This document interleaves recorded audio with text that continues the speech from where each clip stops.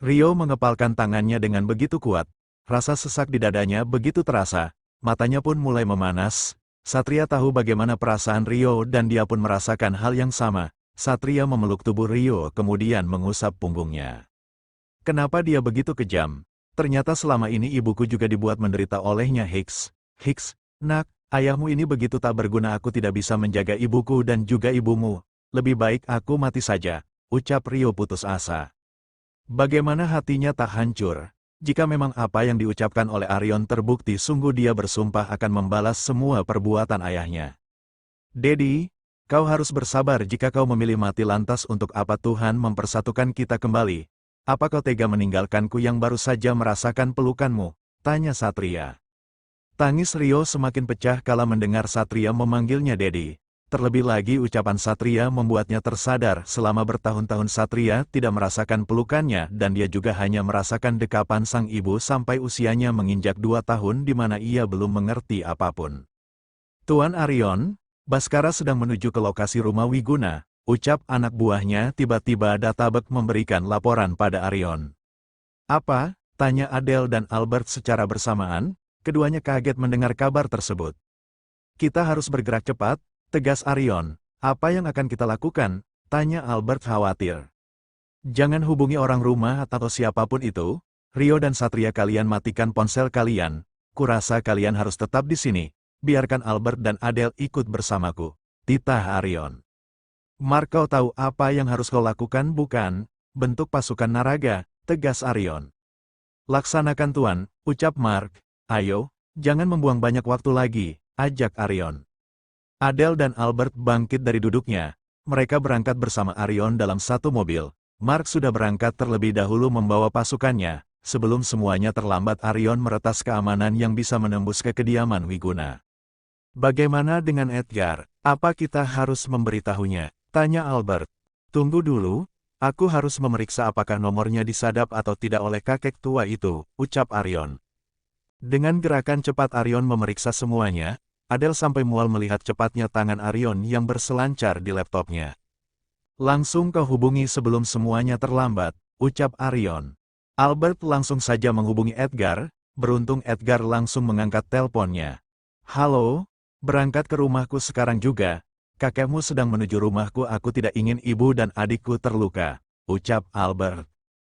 Hais, dasar tua bangka menyebalkan, bolehkah aku istirahat sebentar? Badanku lelah sekarang, baru aja beres gelut, keluh Edgar. Adele langsung merebut ponsel dari tangan suaminya. Dia mendengar keluhan Edgar yang mana membuatnya jengkel. Asteris, asteris, asteris, asteris, asteris, asteris. Udah ditolongin juga malah ngeluh. Kalau momi gue kenapa-napa sama adek gue, lu tanggung akibatnya, sewot Adele. Iya aku segera ke sana, kesal Edgar, tut. Adele mematikan ponselnya sepihak. Dia udah antusias ingin bertarung, malah Edgar dengan gampangnya mengeluh. Kenapa jadi kamu yang marah? Tanya Arion. Hello Tuan Arion, nyawa mertuaku dan adikku pasti dalam bahaya ya, kali dia minta istirahat, dasar manusia gendeng. Aku yakin kita pasti gelut di sana. Aku gak sabar pen bakbuk jeder, ucap Adele. Albert, sepertinya kau menikahi wanita langka, ucap Arion. Sangat langka, hanya aku yang memilikinya, ucap Albert bangga. Langka, kalau langka gak bisa berkeliaran di jalan, pastinya dikurung di museum. Enak aja bilang aku langka. Aku bukan langka tapi hidup apa adanya, sewot Adele. Albert dan Arion tak berani lagi mengeluarkan suaranya. Mereka memilih diam. Jika diladeni pun Adele pasti akan terus berbicara tanpa jeda, yang mana pada akhirnya keluar statement, wanita tidak pernah salah. Baskara dan Clarissa berada dalam satu mobil yang sama. Mereka berdua berbincang mengenai rencana penyerangannya. Jadi selama ini anak Nadia ada pada Indah, istri Wiguna, tanya Clarissa. Benar, aku baru tahu kabar ini dari anak buah kepercayaanku saat tahu Edgar diam-diam melakukan tes DNA, jawab Baskara. Apa kau yakin Nadia masih hidup? Tanya Clarissa. Tentu saja, kau pikir untuk apa aku menyerang keluarga Wiguna jika tanpa adanya tujuan dan hasilnya? Yang aku inginkan adalah Nadia.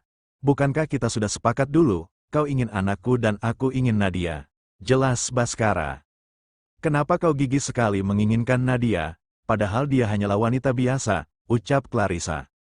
Dia berbeda.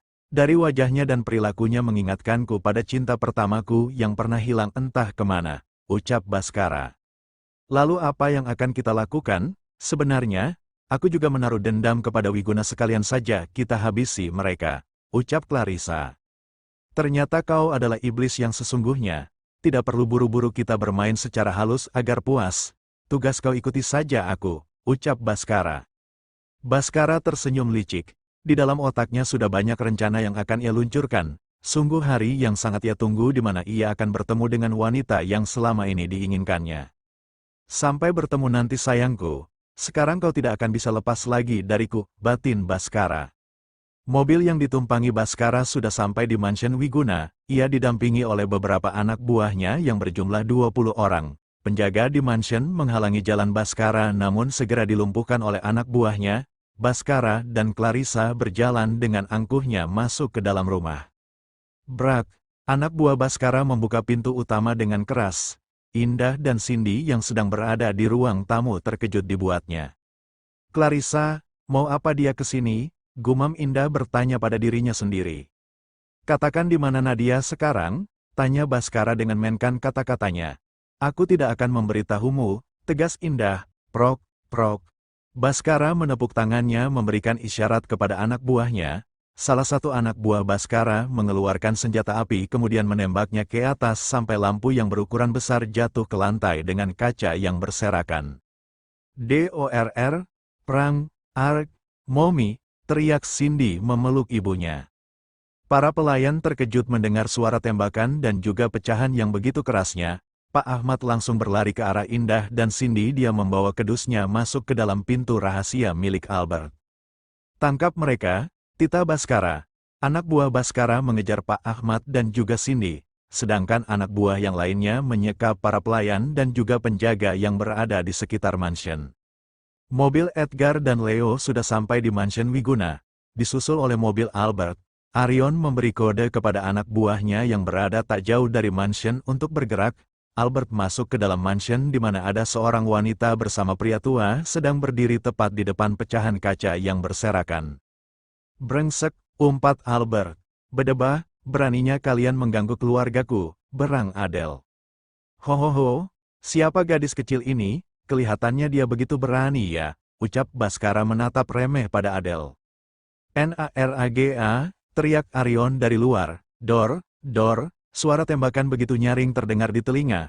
Anak buah Arion menembak anak buah Bhaskara. Bhaskara dan Clarissa terkejut dibuatnya. Mereka panik karena serangan tiba-tiba yang dilakukan oleh Arion. Edgar dan Leo menyusul Albert dan Adele ke dalam. Jangan tanya bagaimana ekspresi Edgar saat ini. Kemarahan menguasai tubuhnya. Di dalam matanya tersirat sebuah kemarahan, dendam bercampur menjadi satu. Apa kabar Tuan Bhaskara? Tanya Edgar dengan senyum iblisnya. Kurang ajar, geram Bhaskara. Bhaskara mengambil senjata apinya, dia menembakkan pelurunya namun Edgar berhasil menghindarinya. Adele dan Albert diam-diam berjalan ke arah Clarissa karena urusan mereka bukan pada Bhaskara tetapi pada Clarissa yang sudah menyebabkan Wiguna meninggal. Albert menghajar anak buah Bhaskara sedangkan Adele tetap pada tujuannya yaitu menyerang Clarissa. Srit, Adele menyeret Clarissa dengan menarik rambutnya menjauh dari Bhaskara. Clarissa memberontak kemudian menyerang balik Adele. Elah, ngadepin satu ini mah kecil, ucap Adele menatap remeh Clarissa. Berani kau menyebutku, ucap Clarissa tidak terima. Clarissa mengeluarkan senjata tajam berupa belati yang sudah ia siapkan sebelumnya. Dia menyerang Adelia namun tidak mudah baginya melumpuhkan seorang Adele. Anak buah yang ditugaskan untuk mencari Indah tak bisa menemukan keberadaan Pak Ahmad yang membawa Indah dan juga Cindy kabur dari kejarannya. Mereka kembali menemui Bhaskara namun mereka terkejut melihat kawannya sudah banyak yang tergeletak di bawah. Albert terus melawan anak buah Bhaskara sampai tangannya tergores pisau. Sama halnya dengan Albert, Leo pun menghajar beberapa anak buah Bhaskara. Edgar menangkis semua tembakan tang diarahkan kepadanya, sampai ia berdiri di hadapan kakeknya yang kebingungan karena pelurunya habis tak tersisa. Mau mati sekarang? Tanya Edgar dengan lantangnya. Dasar cucu kurang ajar, menyesal aku telah membuatmu hidup di dunia ini, berang Bhaskara. Hahaha. Edgar tertawa menggelegar mendengar ucapan kakeknya. Kau memang ditakdirkan mati di tanganku Patua, ucap Edgar dengan tersenyum liciknya. Baskara maju menyerang Edgar dengan membabi buta. Berbeda dengan Edgar yang begitu dengan senang hatinya ia melayani serangan demi serangan yang dilayangkan oleh kakeknya. Sepertinya usiamu sangat berpengaruh. Lihatlah baru sebentar saja bertarung kau sudah bengek, ledek Edgar. Kasih dia waktu untuk istirahat. Biarkan dia menikmati sisa hidupnya yang hanya tinggal beberapa menit lagi, ucap Rasya yang tiba-tiba muncul dari belakang. Nimbrung aja kerjaannya, cibir Edgar, siapa suruh ninggalin, ucap Rasya. Baskara kembali menyerang Edgar, dia mengambil pisau yang berada tak jauh darinya. Pertarungan kembali sengit, banyak anak buah Baskara yang sudah berhasil dilumpuhkan sehingga mempermudah segalanya. Adele menendang tangan Clarissa yang digunakan untuk memegang belatinya, dia meninju perut Clarissa sampai terjatuh ke bawah. Segitu nyali lu melon aja digedein nyalinya dikecilin, gini nih tipikal orang yang pikirannya sempit menggunakan cara licik untuk menghancurkan seseorang, dasar sampah, ucap Adele dengan nada kesalnya. Umpat Clarissa, uhuy. Rama juga ternyata mulutnya, cibir Adele.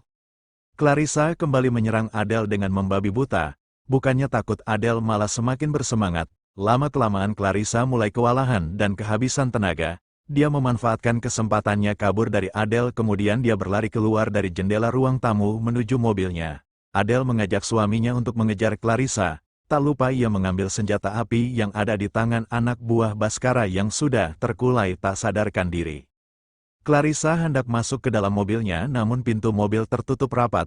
Dia terus mengumpat dan panik karena Adele dan Albert semakin mendekat ke arahnya. Clarissa memutuskan untuk berlari ke arah gerbang utama. Namun Adele dengan beraninya menarik pelatuk senjata apinya yang mengarah ke arah Clarissa. Adele menyipitkan matanya untuk menyesuaikan fokusnya agar tepat sasaran. Sampai akhirnya. Dor. Dua kali Adele menembakkan senjatanya yang ternyata tepat mengenai kaki dan juga bahu Clarissa. Darah segar mengalir dari bahu dan juga kaki yang terkena tembakan di tubuh Clarissa. Adele meniup ujung senjata apinya merasa bangga karena berhasil melumpuhkan Clarissa. Albert tak menyangka istrinya seberani itu. Tubuh Clarissa ambruk seketika. Karena darah yang terus mengalir membuat Clarissa semakin melemah sampai akhirnya ia tak sadarkan diri. Di dalam Edgar masih tetap bertarung melawan kakeknya. Arion datang membantu Edgar karena ia melihat tubuh Edgar yang sudah terdapat banyak luka sampai mengeluarkan darah. Arion, jadi kau membantu mereka? Tanya Baskara dingin sekaligus terkejut. Kau masih mengingatku rupanya, ucap Arion datar. Arion menyingkirkan Edgar ke sampingnya. Dia mengambil alih pertarungannya sampai Baskara kewalahan. Dor, tubuh Baskara langsung jatuh ke atas lantai. Arion dan Edgar mencari siapa orang yang sudah menembak kakeknya. Dilihatnya Rio datang dengan wajah yang penuh amarah. Dia menggenggam senjata api di tangannya yang digunakan untuk menembak Baskara saat sedang bertarung dengan Arion.